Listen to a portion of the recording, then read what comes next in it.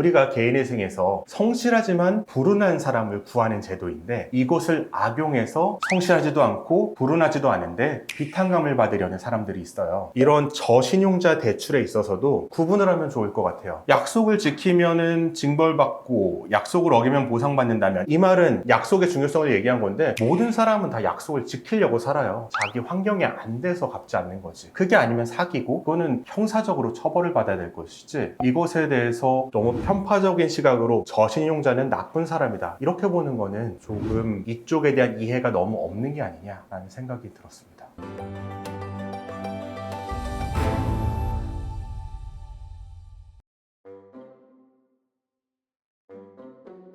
정부에서 또 간만에 뉴스가 있었죠. 이재명 대통령께서 발언을 했는데, 그 발언이 굉장히 화제가 되고 있어요. 정치적인 거는 건드리지 않으려고 하고 있지만, 이 발언이 또 제가 방송을 하는 개인회생 또는 신용회복을 생각하는 채무자에 관한 것이어서 언급을 안 할 수가 없어서 최대한 중립적으로 한번 말씀을 드릴게요. 우선 이재명 대통령이 국무회의에서 이런 발언을 했습니다. 15%대인 최저신용 대출자 금리를 두고 어려운 사람의 대출이 너무 비싸다, 너무 잔인하다, 이런 얘기를 했어요. 이게 어떤 얘기냐면, 국무회의에서 이 장면은 기획재정부 장관이 추석을 앞두고 서민 지원을 이렇게 한다라는 내용을 발표하는 자리였는데, 아마 거기에 햇살론 지원 내용이 들어가 있었던 것 같아요. 이 햇살론은 신용이 낮은 사람에 대해서 정부가 보증을 해주면서 대출을 용이하게 해주는 제도예요. 근데 이 금리가 딱 15.9%입니다. 이재명 대통령 눈에는 이 15.9%가 확 들어온 것 같아요. 왜냐하면 요즘에 대부업체가 아니고서는 시중에서 15.9%의 금리를 보기는 어렵거든요. 이런 얘기도 했어요. 고신용자에게는 저이자로 고액을 장기로 빌려주지만, 저신용자에게는 고리로 소액을 단기로 빌려줘 죽을 지경인 것이다. 경제 성장률이 1%인 시대에 성장률의 10배인 15%가 넘는 이자를 주고 서민이 살 수 있느냐라는 발언을 했습니다. 일면 이 말만 보면은 맞는 말이라고 생각을 해요. 그러면서 이 부분 발언이 문제가 됐는데, 초우량 고객에게 0.1%만이라도 부담을 조금 더 지워서 금융기관에 접근하기 어려운 사람들에게 15.9%보다 좀 더 싸게 빌려주면 안 되느냐라는 발언을 했어요. 이 발언이 굉장히 논란이 됐습니다. 야당 쪽에서 많이 반응을 했는데요. 일단 이준석 대표는 이런 말을 했어요. 이는 금리가 시장에서 결정되는 구조 자체를 부정하는 위험한 생각이다. 고신용자가 낮은 금리를 적용받는 것은 특혜가 아니라 위험이 낮기 때문이다. 반대로 저신용자의 금리가 높은 것은 부도 위험이 크기 때문이지 사회적 차별 때문이 아니다. 그러면서 의미심장한 말을 던졌죠. 100만 원을 빌려서 꾸준히 갚아온 고신용자가 100억을 빌려 사기를 친 저신용자보다 불리한 대우를 받아야 할 이유가 무엇인가, 강한 메시지를 던졌고요. 한동훈 전 대표도 약속을 지키면 징벌받고 약속을 어기면 보상받는다면 누가 힘들게 약속을 지키려 하겠나, 고신용자에게 이자를 높이고 저신용자에게 이자를 낮추자는 이 대통령의 방식은 틀렸다라고 말을 했습니다. 다 맞는 얘기 같아요. 근데 어느 부분에서 지금 서로가 엇갈리느냐, 제가 볼 때는 이재명 대통령은 저신용자라는 상태를 행위의 결과로 보는 게 아니라 주어진 상태로 보는 관점인 것 같아요. 그래서 이거는 내가 원치 않게 저신용자가 되었는데 이 상태에서도 돈을 빌릴 때 고리를 부담하게 하면은 결국 이 사람들이 어떻게 살아낼 수가 있겠느냐는 것 같고요. 야당 측에서는 저신용자라는 상태는 내가 과거에 돈을 안 갚았기 때문에 그 행위의 결과로 온 것이니까 그 책임을 져야 한다. 이거는 돈을 더 잘 갚게 하는 유인이기도 하고, 또한 더 안 갚는 사람을 통제할 수 있는 수단이다. 그러면서 이준석 대표의 예는 특히 저신용자를 범죄자로 봤죠. 100억을 빌려서 사기친 사람, 좀 극단적으로 보긴 했어요. 둘 다 맞는 말이고 둘 다 틀린 말이기도 한데, 제가 만약에 중립적으로 말을 하라고 하면은 이렇게 말할 것 같아요. 우리가 개인회생에서 성실하지만 불운한 사람을 구하는 제도인데, 이것을 악용해서 성실하지도 않고 불운하지도 않은데 비탄감을 받으려는 사람들이 있어요. 이런 저신용자 대출에 있어서도 구분을 하면 좋을 것 같아요. 정말 성실하게 일했지만 예기치 못한 일로, 예를 들어서 가족이 아팠어요. 아파서 급하게 병원비가 들어갔다거나 아니면은 가족 중 도와줄 사람이 없고 나는 몸으로 일하는 기술자인데 현장에서 부상을 당해서 몇 개월 동안 일을 못하면서 저신용자가 된 사람들 충분히 있거든요. 이런 사람들에 대해서는 이재명 대통령의 입장이 맞고요. 이것이 아니라 돈을 갚을 수 있는데 그 돈으로 도박을 하다가 어떻게든 안 갚으려고 하다가 신용이 떨어진 사람, 이런 사람에게는 야당 측 입장이 맞아요. 그런데 한번 생각을 해보면 우리가 돈을 안 갚으려고 안 갚는 사람이 있겠어요? 이거는 한동훈 전 대표가 한 말처럼 약속을 지키면은 징벌받고 약속을 어기면 보상받는다면, 이 말은 약속의 중요성을 얘기한 건데 모든 사람은 다 약속을 지키려고 살아요. 자기 환경이 안 돼서 갚지 않는 거지. 그게 아니면 사기고 그거는 형사적으로 처벌을 받아야 될 것이지, 이것에 대해서 너무 편파적인 시각으로 저신용자는 나쁜 사람이다 이렇게 보는 거는 조금 이쪽에 대한 이해가 너무 없는 게 아니냐라는 생각이 들었습니다. 그럼 뭐 앞으로 변화가 좀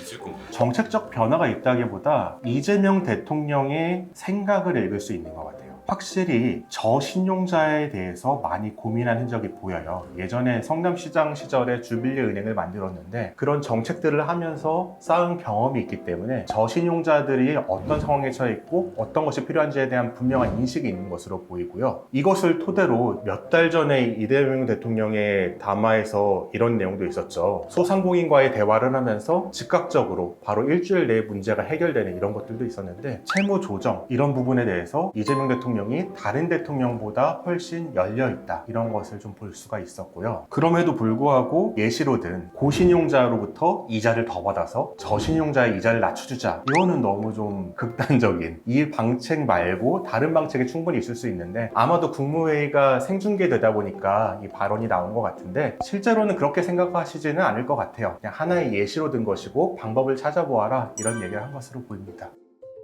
영상 끝까지 시청해주시고 구독과 좋아요, 알림 설정, 댓글 부탁드립니다. 댓글 남겨주신 분께 추첨을 통해서 이 책을 보내드리고 있으니 자세한 참여 방법은 고정 댓글을 참고해주세요.